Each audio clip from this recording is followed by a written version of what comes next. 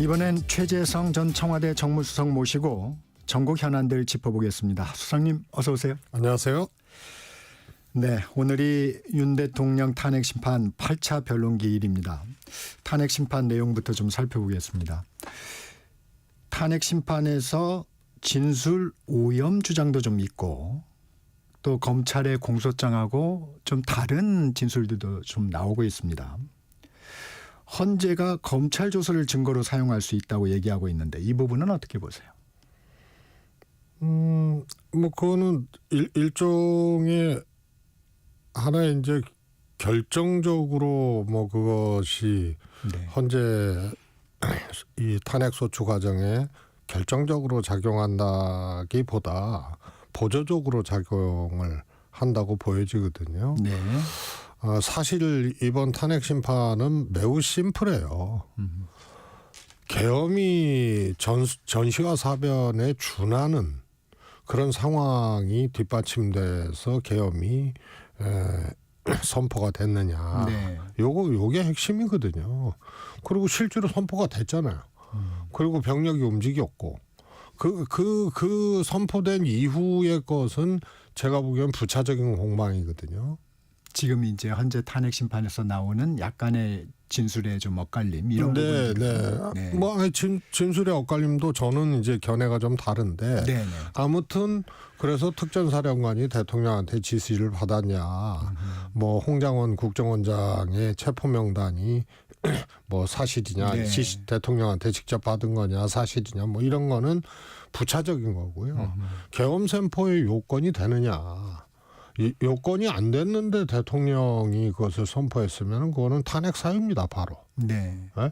그래서 헌법 위반이고 법률 위반이기 때문에요. 그래서 그러나 그 이제 헌재 판결 이 탄핵 소추 과정에 하나의 이제 근거들이 충분히 이제 다퉈지고 또 뒷받침이 되려면 이제 그러한 것들도 이제 살펴봐야 된다. 뭐 이런 차원으로 이해를 하는 게 좋을 것 같고요. 네. 이 비상계엄 당시 지금 국무회의가 정상적이었느냐 이 부분도 좀 공방이 오갔어요. 그 부분은 좀 어떻게 보세요? 저는 아주 간단합니다. 이제 정당도 그렇고요. 국무회의도 그렇고요. 정당도 가끔 정당의 결정사항이 이렇게 법원에 의해서 가처분 같은 게 이제 진행이 돼서 받아들여지는 경우들이 있어서요. 다시 의결 절차를 밟거나 뭐 이런 것들이 가끔 있습니다. 네네. 혹은 또 기각되거나. 네. 뭐 일반 회사도 마찬가지죠. 네. 그래서 그런 요건들, 그런 규정들이 있느냐 없느냐를 보고 그런 규정에 위배됐으면은 이거는 잘못된 거다 이렇게 이제 판결을 하는 거거든요. 그러면은 국무회의는 하나의 그냥 어떤 뭐 반상회라든가 네. 혹은 친목회라든가 네. 뭐 이런 거 아니잖아요. 네. 뭐 하다못해 이제 제가 축구 좋아하는데요. 조기 축구에도 다 회칙이 있어요. 회장 선출 과정이 있고요. 총회에 대한 규정도 있고. 그런데 국무회의는 심의 의결 규정이 있거든요. 그리고 또 흔히 아는 이제 의사봉 같은 거 있잖아요. 개회는 방망이 3번으로 시작이 되고요. 폐회도 마찬가지고요.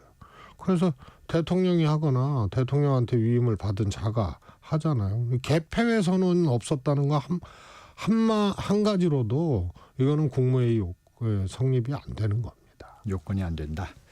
오늘 8차 변론 열리잖아요. 누구 진술을 좀 눈여겨봐야 할까요?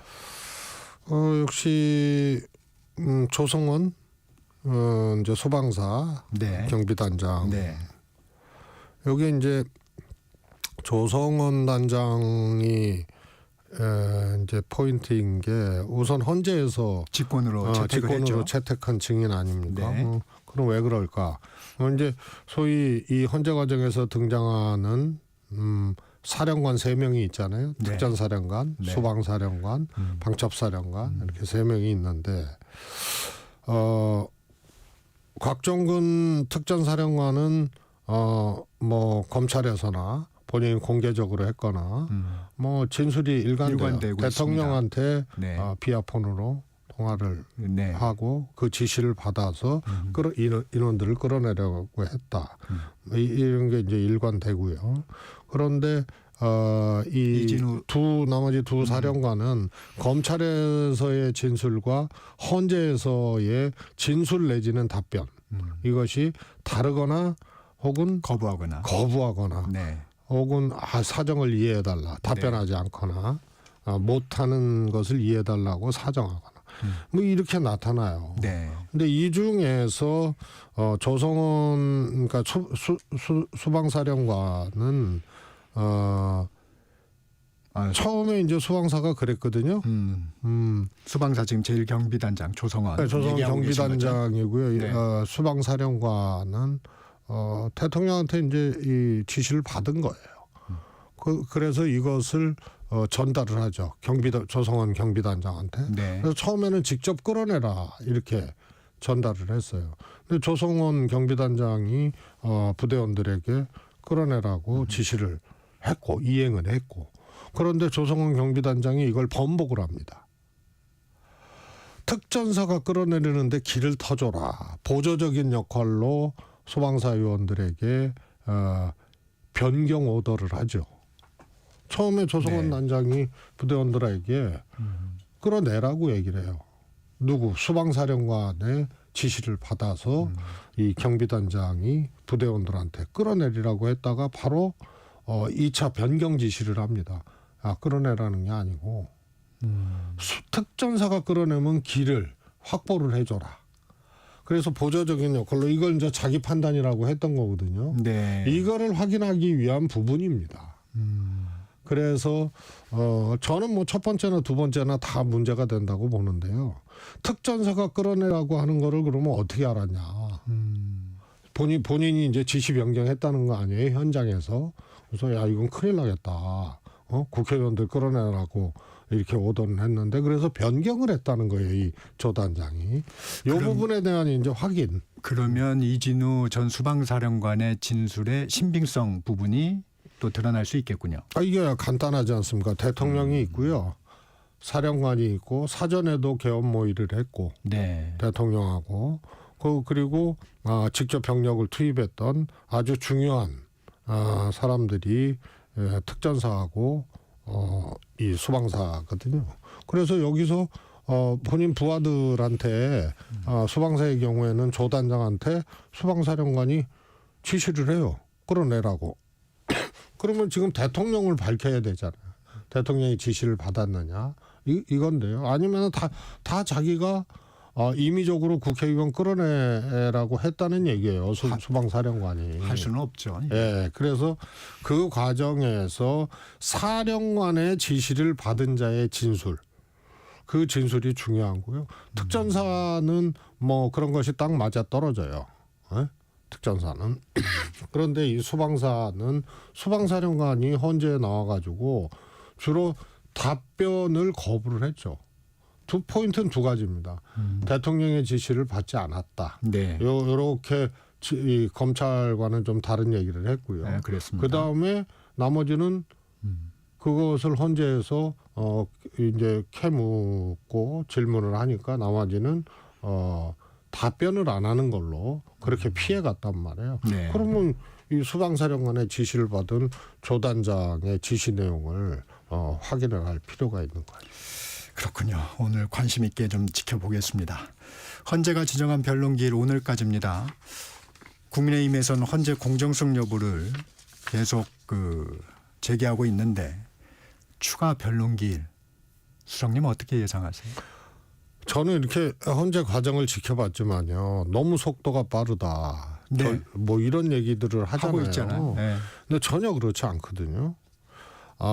노무현 대통령은 총선에서 열린우리당이 이겼으면 좋겠다라는 취지의 얘기를 했다가 네. 국회에서 탄핵돼 버렸거든요. 네. 그리고 이제 헌재가 갖고 기각이 됐죠. 그거 딱 사안 하나예요. 박근혜 대통령은 매우 복잡하죠. 그 딱 중간쯤에 윤석열 대통령 탄핵 소추가 있다고 생각을 하면 됩니다. 네. 그래서 노무현 대통령 때는 2달, 박근혜 대통령 때는 3달이었는데요. 딱 그 중간쯤에 이제 해당이 되는 거기 때문에 네. 적절하고요. 지금 이제 8번째인데 하루 10시간씩 하거든요. 그럼 보통 일반 형사 재판하면요. 격주도 힘들어요. 재판이. 그런데 이제 매주 한두 번씩 하고 죄송합니다. 그래서 이런 과정들이 보면은 다른 재판은 한 번 10시간씩 하면 3배쯤 하는 거거든요. 종일 심리, 집중 심리를 하게 네네. 되면. 네. 그래서 이미 뭐 한 20-30번의 재판을 한 셈이에요. 8번 한다는 의미는. 그러면은 격주간 열리면은 1년 정도 했다는 얘기거든요. 그런데 말씀드렸지만 이거는 사안이 사실은 그렇게 복잡한 사안이 아니거든요. 아까 말씀드렸잖아요. 계엄이 이게 헌법에 혹은 법률에 맞느냐. 요게 이제 핵심이거든요. 그리고 그 계엄 이후의 상황에 대한 것은 좀 부속적인 거예요. 그래서 탄핵 심판은 계엄 선포 하나로도 이거는 진행할 수 있을 정도의 사안이기 때문에 노 대통령과 박근혜 대통령 경우에 한 중간쯤에 해당하는 사안이고요. 네. 그 속도전이라는 말은 동의하기 힘들다. 이런 부분을 좀 말씀을 해주셨습니다. 윤 대통령 탄핵 심판 그러면 변수는 좀 없을까요? 그 마은혁 헌법재판관 후보자 임명이라든가. 그래도 대한민국이 이제 87년 이후에 이제 헌법재판소 체제가 들어서고 네. 법치국가 아니에요. 박근혜 대통령 탄핵을 상기해 볼 필요가 있어요. 그 전 정권이 어디였죠? 이명박 정권이었거든요. 그래서 헌재 구성원은 야당 추천목 2분을 빼고는 다 보수적인. 그래서 그때 민주당에서 우려했던 게 보수적인 성향의 헌법재판관들로 이 다수가 구성돼 있는데 이거 기각되는 거 아니냐. 이런 이제 우려들을 했는데요. 만장일치로 했거든요. 그렇죠. 그래서 법을 따지는 분들이에요. 헌법을 따지는 분들이기 때문에 거기에 위배한 윤 대통령의 행위냐 아니냐 이것을 따져서 인용과 기각 여부를 결정하는 거기 때문에 네. 그거는 보수든 진보든 이제 헌법의 기준에 대한 아주 보편적인 상식이 작동할 수밖에 없는 구조라고 보고요. 그래서 만약에 요즘에 전한길 씨, 네. 예? 역사학자, 한국사 강사. 학자는 아니죠. 네. 하여튼 이분이 얘기한 대로 신을싸우자고 얘기를 했잖아요. 헌법재판관들 마은혁 아직 임명되지 않은 사람 포함해서. 근데요, 저는 반문하고 싶어요. 네. 만약에 탄핵 결론이 인용으로 만장일치로 나게 되면 그러면은 을사팔적이 되는 거예요. 윤석열 대통령이 임명한 재판관 포함해가지고. 그래서요, 저는 좀 만장일치로 날 가능성이 높다고 보는데요. 그러면 뭐 7대1로 예를 들어서 났다. 그러면 을사칠적이 되는 겁니까? 보수적인 재판관이 만약에 탄핵 인용 의견에 동의를 했으면 그러면은 그것도 또 을사 6적, 7적, 8적 되는 거예요. 그래서 저는 지금 최근에 그런 논란이 판사 개인의 추천 경로나 성향까지 문제가 됐으면요.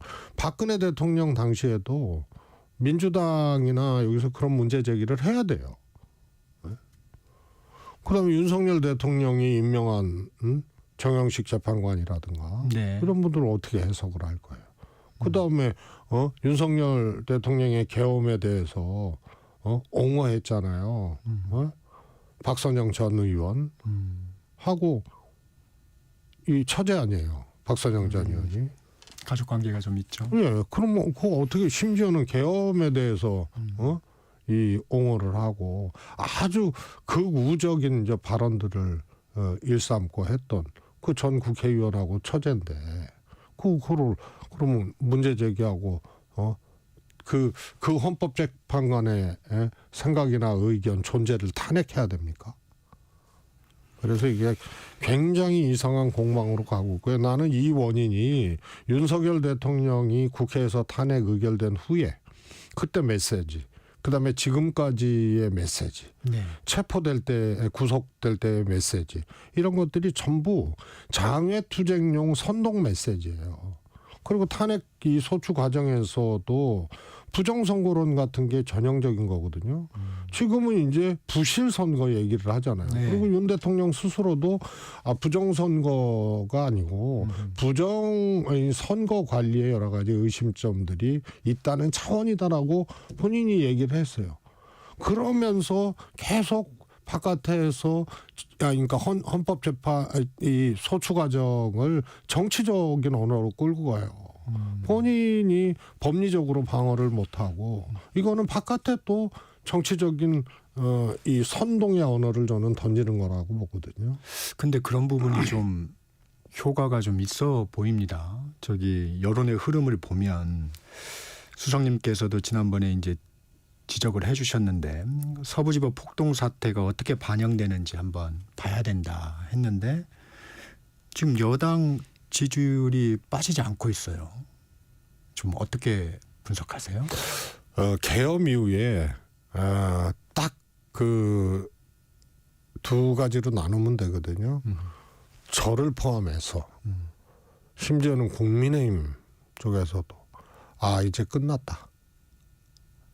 윤석열도 끝났고 국민의힘도 끝났다. 이렇게 생각을 했을 거예요. 초기에. 예. 그리고 지지율이 20%까지 내려갔잖아요. 그리고 지금은 곱절 더 회복됐거든요. 네. 그러면서 이게 결집이 되고 국민의힘과 민주당 지지율이 비슷해지고 네. 하니까 여기서 또 깜짝 놀란 거예요. 계엄으로 깜짝 놀라면서는 이제 국민의힘하고 윤은 끝났다. 그런데 지금 깜짝 놀라기 시작한 거는 이거 지지율이 반등하고 보수가 결집하고 깜짝 놀란 거예요.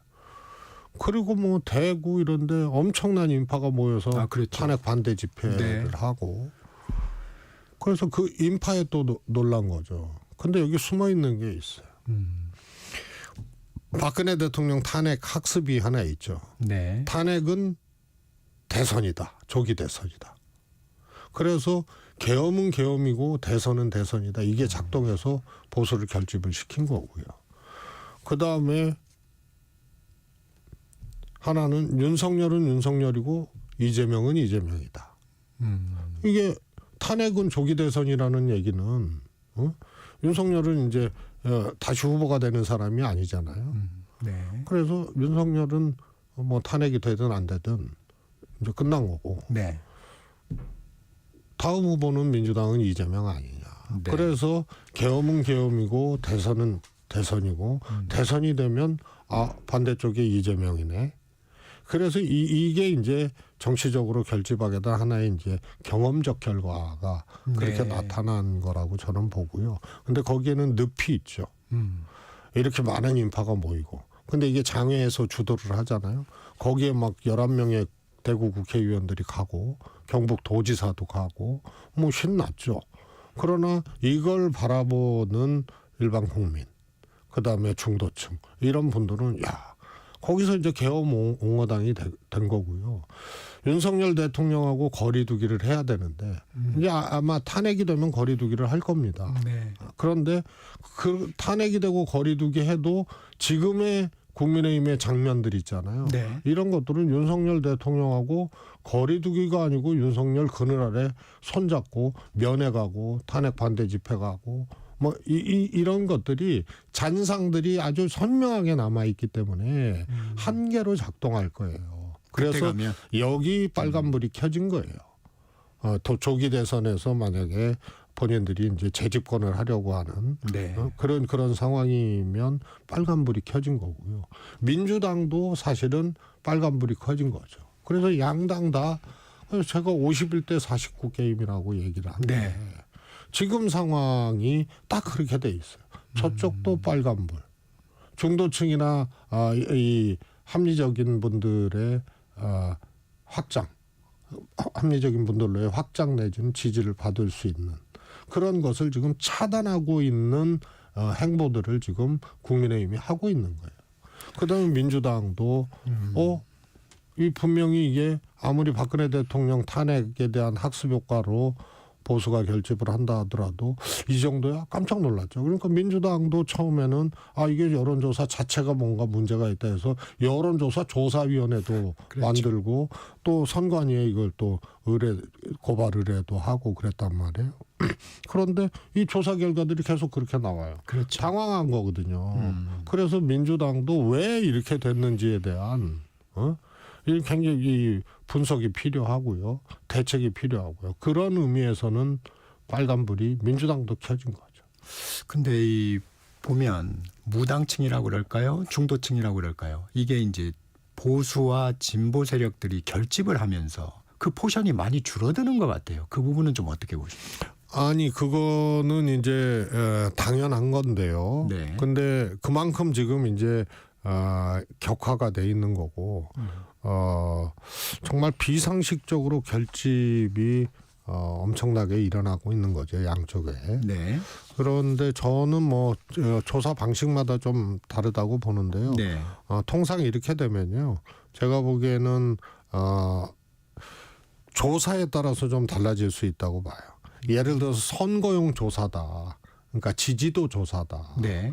이럴 경우 이제 인물에 대한 지지도 조사하고 정당에 대한 지지도 조사하고 좀 다르지 않습니까? 그렇죠. 그래서 예를 들어서 대선 인물에 대한 지지도 조사에서는 의외로 이제 좀 빠질 가능성이 커요. 그러니까 중도층이나 지지하는 사람 없다가 이게 줄어들거나 이러질 않고 오히려 늘어날 가능성이 저는 크다고 보고요. 네. 그래서 이게 이제 대선 정당 지지도 이것을 같이 봐줘야 되는 문제라고 봐요. 알겠습니다. 민주당 그러면 어떻게 돌파할 수 있을까요? 민주당 입장에서는 이런 상황을. 역시 이제 이게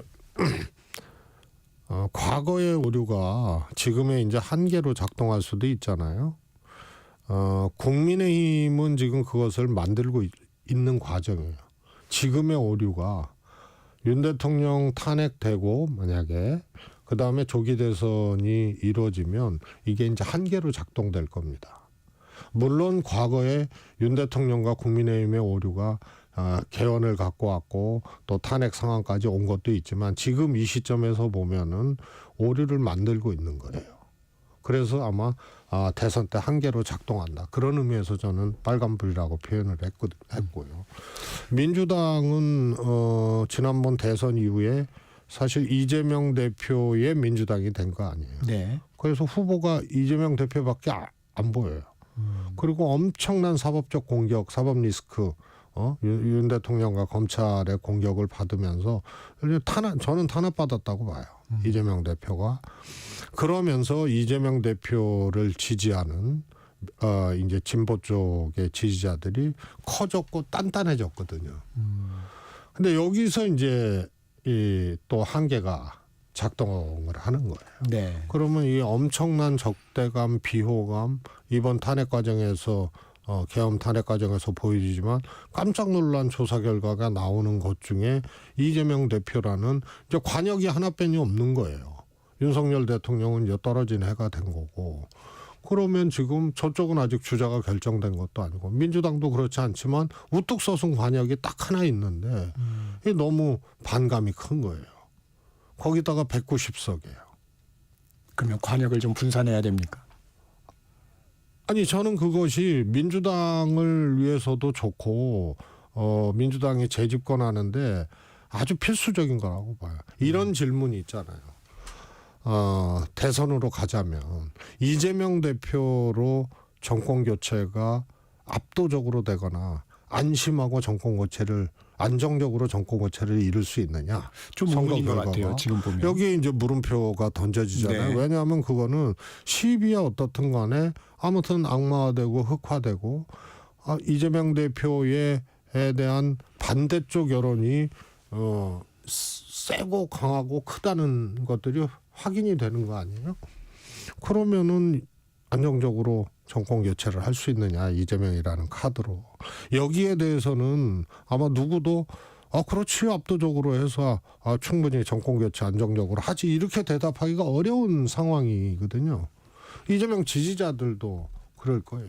이재명 대표도 좀 움직이고 있는 것 같습니다. 오늘 김경수 전 지사도 만나고 지난번에 인터뷰를 보면 비명에게도 가능한 역할을 찾아 역할을 드리겠다, 뭐 이런 얘기도 하셨어요. 좀 어떻게 보세요?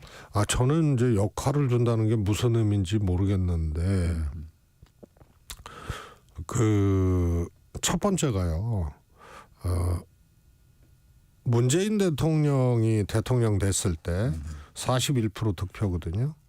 그 당시 이제 홍준표, 뭐 유승민, 소위 말해서 범보수라고 일컬어지는 분들의 합산 득표율이 52%예요. 심상정 의원 득표율을 진보 쪽 범진보로 해서 네. 갖다 붙여놔도 47%예요.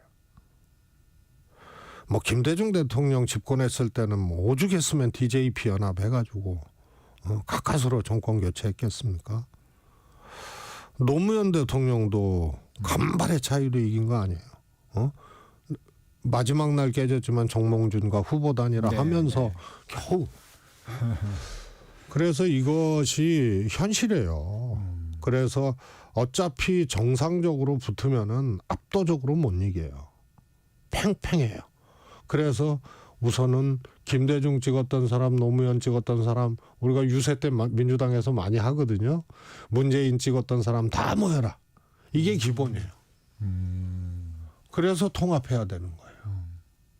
그래서 우리의 총량들을 극대화시켜 놓고 진보의 총량을. 그런데 이게 이제 통합이 안 되잖아요. 이런저런 이유로. 저는 뭐 탈당한 사람들 잘못됐다고 생각을 해요. 민주당에서 총선 때 뭐 탈당하고 이런 사람. 동의할 수 없어요. 그러나 지금 정동영도 탈당했다가 들어오고, 정동영 장관도, 그다음 이현주 의원도 그런 거 아니에요? 그래서 정치적인 총량을 특히 대선 때는 극대화시켜야 되는 거예요. 그런데 스스로의 총량을 극대화시키는 노력도 안 하고 가지도 않는 거, 이건 잘못됐다. 그래서 이것이 먼저 선결돼야 되고요.